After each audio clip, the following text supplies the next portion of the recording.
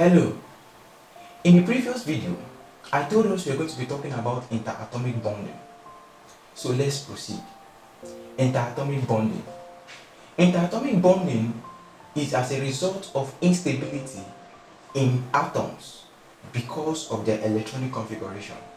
What this simply implies is that because atoms or most atoms of elements do not have what we refer to as the stable octet or stable duplet configuration of electrons, they are unstable. To attain stability, therefore, they involve in bonding of various forms.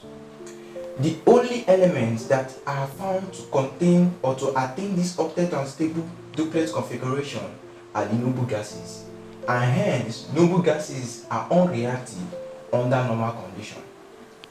What the stable octet or duplet configuration simply implies that an atom contains the maximum number of electrons in each energy shell.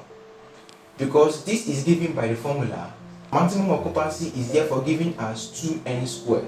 So for the first shell of n equals to 1, the maximum occupancy is given as 2, and the element that has that duplet configuration is helium, and other noble gases have that variation as they go down the group. So without much ado, let's talk about the types of bonds formed by elements. Is the ionic or the electrovalent bond. The electrovalent bond is formed when an atom transfers its valence electron to another, which we call the acceptor atom, to form ions. The ions are either positively charged as a result of the loss of electrons or negatively charged as a result of the acquisition of electrons. Atoms that give out electrons are called electropositive atoms, whereas atoms that accept electrons are called the electronegative atoms. An example of an ionic bond is found in sodium chloride, where sodium gives out its single valence electrons to chlorine that requires a single valence electron to attain its octet configuration, and hence sodium becomes positively charged and chlorine becomes negatively charged. This results in the formation of ionic bonds. Next, the properties of ionic bonds are as follows. 1. Ionic bonds have high melting and boiling points because of the strong electrostatic interaction among the ion in the compound. 2. In the electrostatic bonds or ionic bonds, there is formation of ions. So ionic bonds give rise to charged particles. 3. Ionic compounds or compounds that contain ionic bonds are good conductors of electricity in liquid state or when they are in molten form. 4.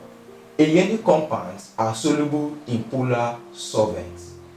As naming of substances is very, very important in life, so are they in chemistry as well. So briefly, I'm going to be telling us how to name ionic compounds. And the principles or the rules for naming ionic compounds are as follows. 1. In naming ionic compounds, the metal or the electropositive element comes first, and the non-metal gets replaced with the suffix IDE. Take for example, in the compound NaCl, an ionic compound, is called sodium chloride, with the metal sodium coming first and the chlorine atom being changed from chlorine to chloride. Secondly, for transition metals like iron, cobalt, copper that have various oxidation states, the oxidation state of the metal is stated, followed by the non-metal, like in the previous one. Take for example the compound Fe2O3.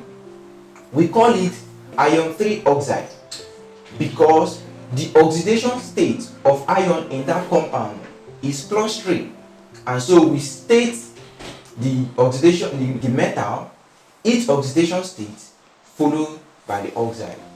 And finally, if there is a radical attached to the metal, take for example, in the compound NaNO3, we call it sodium trioxynitrate 5 because the oxidation state of the nitrogen atom in the radical supersedes that of the oxygen, so it becomes sodium trioxynitrate 5. If it's another radical like as found in calcium triisocarbonate 4 CaCO3, it becomes the oxidation state of the carbon is stated and the atomicity of oxygen is stipulated. In our next video, I'm going to be telling us the formation of covalent bonds and their properties.